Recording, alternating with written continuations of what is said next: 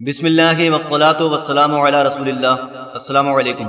دعوت فکر و عمل کے ساتھ میں ہوں سہیل احمدصدیقی۔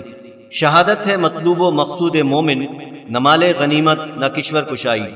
آج 17 رمضان المبارک ہے، یوم فتح بدر اور یوم وفات ام المومنین حضرت عائشہ صدیقہ رضی اللہ عنہا۔ گویا یہ دن دوہری اہمیت کا حامل ہے۔ قرآن مجید کی سورہ انفال کی 48ویں آیت کی تلاوت سے معلوم ہوتا ہے کہ مشرکین مکہ کو خود شیطان نے انسانی روپ میں آ کر تائید و نصرت کا یقین دلایا، مگر جب مومنوں سے سامنا ہوا تو خود ابلیس الٹے قدموں فرار ہو گیا۔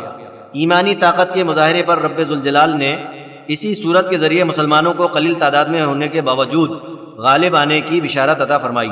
پھر غزوہ بدر کی فتح پر پروردگار نے سورہ آل عمران کے ذریعے اپنی غیبی امداد کا احسان یاد دلایا۔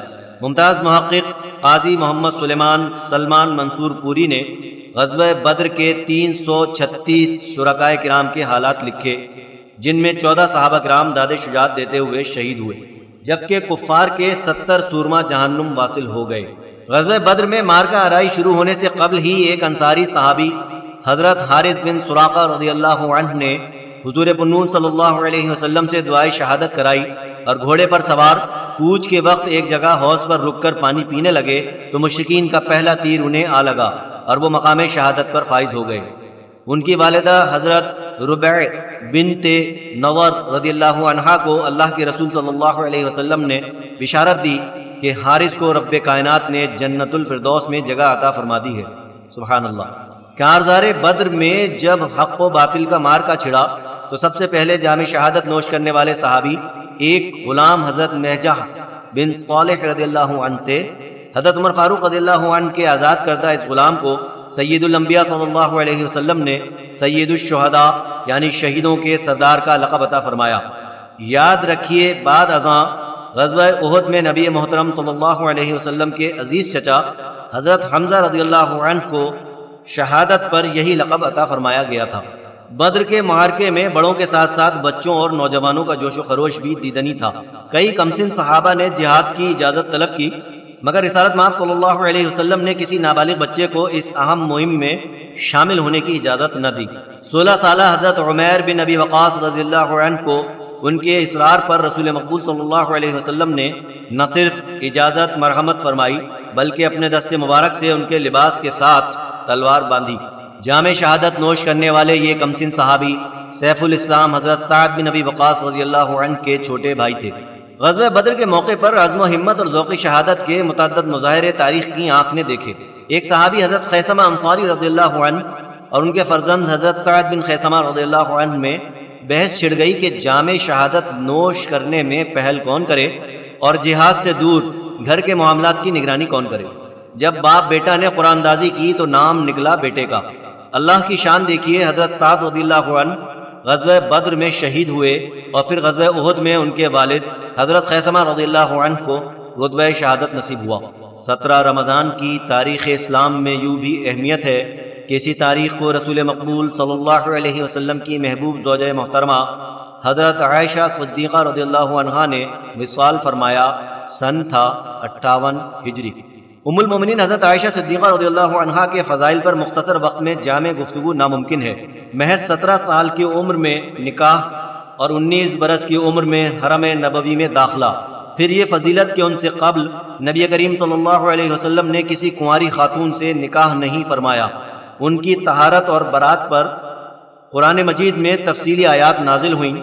نبی برحق صلی اللہ علیہ وسلم نے انہی کے حجرے میں وصال فرمایا اور وہیں دفن ہوئے۔ اس طرح 10 نمایاں فضائل ہیں جو امہات المومنین میں صرف حضرت عائشہ صدیقہ رضی اللہ عنہا کو حاصل ہوئے۔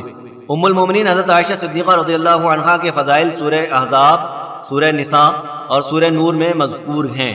رسول مقبول صلی اللہ علیہ وسلم کی صحبت میں آنے سے قبل انہوں نے اپنے والد گرامی سیدنا ابو بکر صدیق رضی اللہ عنہ سے مختلف علوم مثلاً علم الانصاب اور علم شعر و ادب حاصل کیا اور فیضان رسالت سے متعدد دینی و دنیاوی علوم کی عالم اور ماہر بن گئیں۔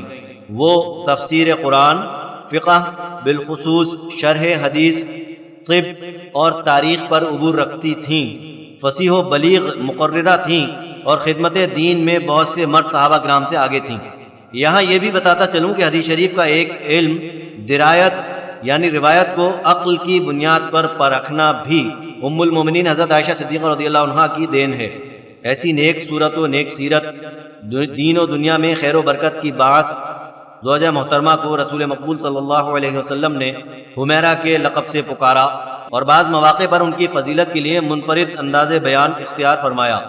رب ذوالجلال ہمیں امہات المومنین خصوصاً حضرت عائشہ صدیقہ رضی اللہ عنہا کی تعظیم و تکریم کے ساتھ ساتھ ان کی سیرت مطہرہ سے سیکھنے اور عمل کرنے کی توفیق عطا فرمائے۔ حاضرین میں سے اگر کوئی سوال پوچھنا چاہیں تو میں حاضر ہوں۔ السلام علیکم، میرا سوال آپ سے یہ ہے، کیا غزوہ بدر تاریخ اسلام کا پہلا مارکہ تھا؟ جی، عام طور پہ لوگ ایسا ہی سمجھتے ہیں، مگر معاملہ یہ ہے کہ غزوہ بدر سے پہلے 4 غزوات اور 2 یا 3 سرایا یعنی ایسی جنگی مہمات جن میں کہ حضور اکرم صلی اللہ علیہ وسلم کی بجائے کوئی صحابی کمانڈر تھے، یہ ہو چکے تھے۔ اور اصل میں ہوا یہ ہے کہ یہ جو غزوات 4 ہوئے ان میں باقاعدہ جنگ کی نوبت نہیں آئی، اور یا تو صلح ہو گئی یا دشمن پسپا ہو گیا، پیچھے چلا گیا، بھاگ گیا، مقابلے پر نہیں آیا۔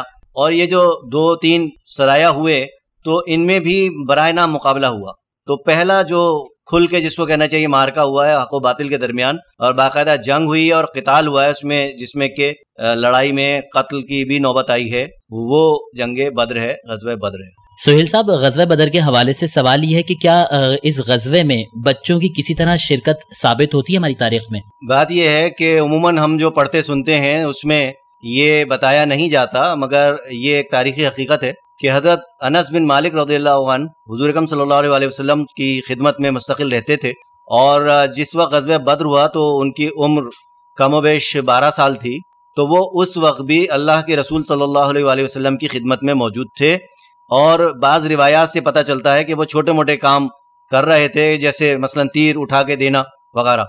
تو کم از کم ایک صحابی کا تو بچپن میں غزوہ بدر میں حصہ لینا ثابت ہے، مگر جب فہرست بنتی ہے شرکائے بدر کی تو علماء انہیں شمار نہیں کرتے، اس لیے کہ وہ باقاعدہ مجاہد نہیں تھے۔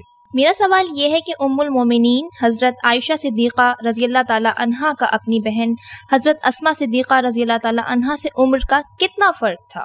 جی، حضرت اسماء صدیقہ رضی اللہ عنہا حضرت ابوبکر صدیق رضی اللہ عنہ کی بڑی صاحبزادی تھیں، اور وہ حضرت ام المومنین عائشہ صدیقہ رضی اللہ عنہا سے 10 سال بڑی تھیں۔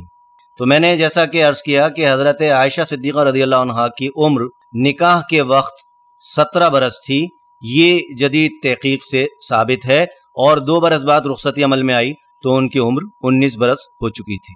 وما علینا الا البلاغ المبین۔